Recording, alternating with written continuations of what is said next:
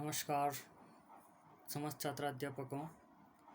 आप और हम सबके लिए एक सुखद अनुभव है कि पिछले कुछ समय से कोविड के जो एक्टिव केस हैं उनके अंतर्गत निरंतर कमी होती जा रही है।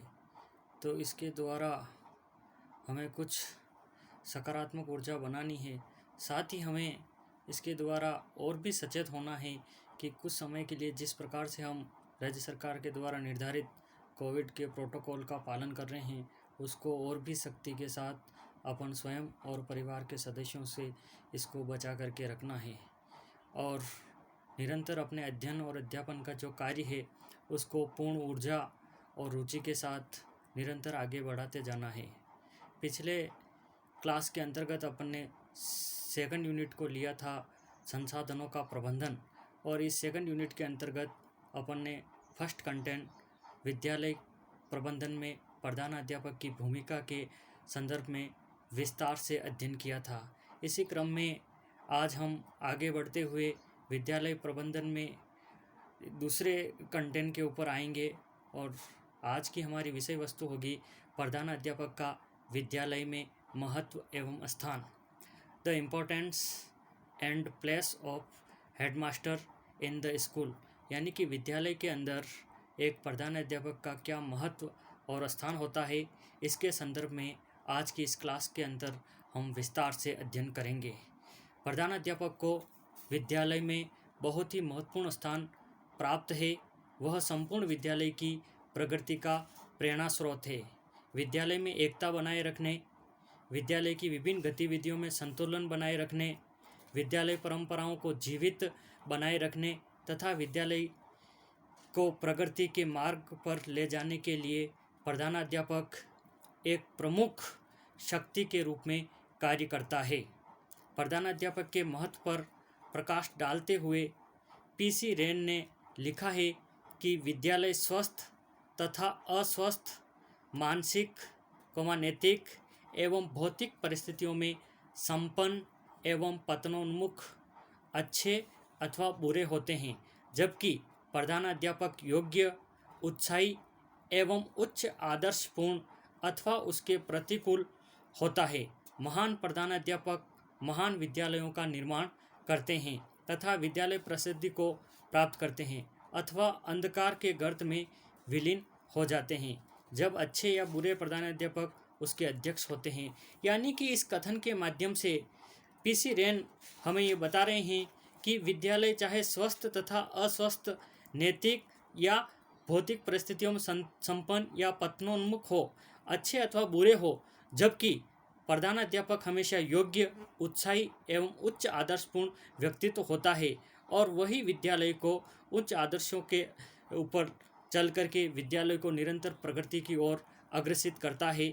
इस परिभाषा के माध्यम से पीसी रेन हमें ये अवगत करा रहे हैं। अतः प्रधानाध्यापक विद्यालय का प्राण स्रोत है। यदि विद्यालय के प्राण स्रोत के रूप में प्रधानाध्यापक को माना जाए तो भी कोई अतिशयोक्ति नहीं होगी, क्योंकि प्रधानाध्यापक ही वह धुरी होता है जो विद्यालय को सही एवं निश्चित मार्ग पर अग्रसित करता है। Doctor SN. मुखर्जी ने प्रधानाध्यापक की भूमिका एवं महत्व पर प्रकाश डालते हुए लिखा कि प्रधानाध्यापक विद्यालय के आंतरिक एवं बाह्य प्रशासन के मध्य एक कड़ी है। विद्यालय का जो आंतरिक एवं बाह्य जो प्रशासन होता है उसके मध्य एक कड़ी के रूप में प्रधानाध्यापक कार्य करता है। वह विद्यालय की आंतरिक व्यवस्था का संबंध बाह्य प्रशासन से स्थापित करता है। वह प्रशासन में गुंबद का आधार रूपी पत्थर होता है। जिस प्रकार से हम मंदिर आदि में जाते हैं तो बाहर एक आकर्षित चमकता हुआ पत्थर गुंबद दिखाई देता है, ठीक उसी प्रकार की भूमिका एक प्रधानाध्यापक की होती है, जो कि एक आधार स्तंभ के रूप में उस मंदिर की नींव को सुदृढ़ रूप से बनाए रखता है। उसी प्रकार से प्रधानाध्यापक की विद्यालय की नींव को सुदृढ़ रूप से बनाए रखने में अपनी महत्वपूर्ण भूमिका अदा करता है। प्रधानाध्यापक की महत्वपूर्ण स्थिति को अनेक शिक्षा शास्त्रियों ने भी स्वीकार किया। एक और महान शिक्षा शास्त्री हुए हैं प्रोफेसर रायबर्न ने इस संबंध में लिखा है कि जिस प्रकार जहाज में कप्तान का प्रमुख स्थान होता है, ठीक उसी प्रकार विद्यालय में प्रधानाध्यापक का स्थान होता है। अर्थात एक जहाज़ होता है और जहाज़ का जो कप्तान होता है वो जहाज़ को एक निश्चित लक्ष्य के आधार पर एक निश्चित दिशा में उस लक्ष्य की ओर गतिमान करता है। उसी प्रकार से विद्यालय का प्रधानाध्यापक भी विद्यालय को एक निश्चित लक्ष्य की ओर अग्रसित करता है। अतः प्रधानाध्यापक समन्वय स्थापित करने का एक अभिकरण है जो संतुलन बनाए रखता है तथा समस्त संस्था के बहुमुखी विकास के प्रयास में संलग्न रहता है। यह विद्यालय की परंपराओं का निर्धारण करता है तथा समय के साथ साथ इन परंपराओं को आवश्यक गति प्रदान करता है। प्रधानाध्यापक विद्यालय की परंपराओं को हमेशा बनाए रखता है और समय के साथ निरंतर उसके अंदर डेवलप करते हुए उन्हें गतिमान बनाता है और उन्हें आगे की ओर अग्रसर करता है। तो इस प्रकार से हम देखते हैं कि प्रधानाध्यापक विद्यालय की एक महत्वपूर्ण कड़ी है। और प्रधानाध्यापक के यदि हम यूँ कहें कि प्रधानाध्यापक के अभाव में विद्यालय एक पतवार विहीन नौका की तरह है तो भी कोई अतिशयोक्ति नहीं होगी, क्योंकि विद्यालय के स्टाफ आदि का जो समन्वय करना है, बालक, अभिभावक एवं स्टाफ, उन सब में समस्त शक्तियों के मध्य में समन्वय एवं एक योजक कड़ी के रूप में कोई कार्य करता है तो वो विद्यालय का प्रधानाध्यापक होता है। इसलिए विद्यालय के प्रधानाध्यापक की महत्वपूर्ण भूमिका विद्यालय के अंदर होती है, जिसका कि हम विभिन्न विद्वानों की परिभाषाओं के निष्कर्ष के आधार पर भी समझ सकते हैं। इस प्रकार प्रधानाध्यापक विद्यालय का एक ऐसा दीपक है जो संपूर्ण विद्यालय को प्रकाश प्रदान करता है। जिस प्रकार से एक दीपक एक अंधकार को चीरते हुए उसको प्रकाशमान कर देता है, उसी प्रकार से विद्यालय के अंदर भी जो भी गतिविधियां होती है और उसके अंदर किसी प्रकार का कोई अवरोध होता है तो निश्चित रूप से प्रधानाध्यापक अपने ज्ञान रूपी एवं नेतृत्व के शक्ति रूपी प्रकाश से उन चीज़ों को दूर करते हुए विद्यालय को सही एवं निश्चित लक्ष्य की ओर गतिमान करने में अपनी महत्वपूर्ण भूमिका अदा करता है। वह विद्यालय की रीढ़ की हड्डी है। जिस प्रकार से हमारा शरीर के अंदर रीढ़ की हड्डी का महत्वपूर्ण स्थान होता है, बिना रीढ़ के अभाव में शरीर की कल्पना करना संभव नहीं है, उसी प्रकार से विद्यालय की भी समस्त गतिविधियों को एक रीढ़ के रूप में संयोजित करने में प्रधानाध्यापक की भूमिका होती है और वो विद्यालय को सही दिशा में स्टैंड करता है और समाज के रूप में उसको एक आदर्श के रूप में विद्यालय को प्रदर्शित करने का प्रयास करता है। जिस प्रकार विद्यालय के संपूर्ण कार्य अवलंबित है, यानी कि विद्यालय के संपूर्ण जितने भी कार्य होते हैं वो प्रधानाध्यापक के उचित कुशल नेतृत्व एवं अपनी योग्यता के आधार पर ही उचित नेतृत्व के द्वारा उनको संपादित किए जाते हैं। उसे विद्यालय की धुरी भी कहा जाता है, जिसके संकेतों पर समस्त कार्यक्रमों का चक्र क्रमिक रूप से संचरित होता है।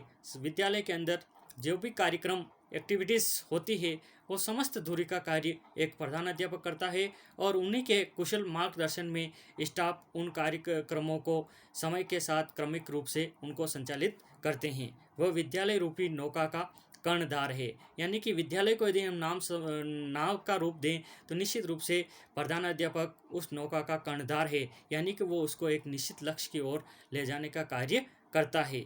वह विद्यालय का नेता ही नहीं वरन समाज का भी नेता होता है।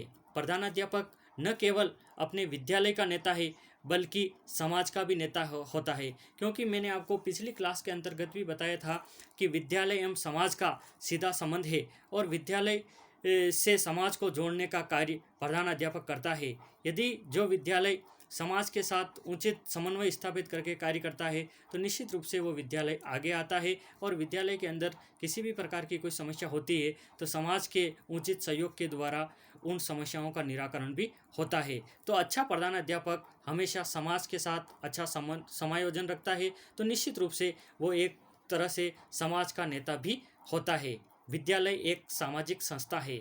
जैसा कि हम जानते हैं कि विद्यालय है वो एक सोसाइटी की एक संस्था है, यानी कि विद्यालय के द्वारा ही समाज को दिशा निर्देश मिलते हैं। जिस प्रकार का विद्यालय होगा उस प्रकार का समाज होगा, तो इसमें भी कोई अतिशयोक्ति नहीं होगी। इसलिए समाज के एक आदर्श के रूप में विद्यालय अपनी महत्वपूर्ण भूमिका अदा करता है, और समाज भी विद्यालय से अपेक्षा रखता है कि उस विद्यालय के अंदर समाज से जो बालक एवं बालिकाएं अध्ययन के लिए जा रही है उनको उचित मार्गदर्शन मिले, ताकि वो समाज के लिए एक उचित उपयोगी नागरिक के रूप में तैयार हो सके। अतः विद्यालय को एक सामाजिक संस्था भी कहा जाता है। प्रधानाध्यापक वह कड़ी है जो विद्यालय तथा समाज में मधुर संबंध स्थापित करता है।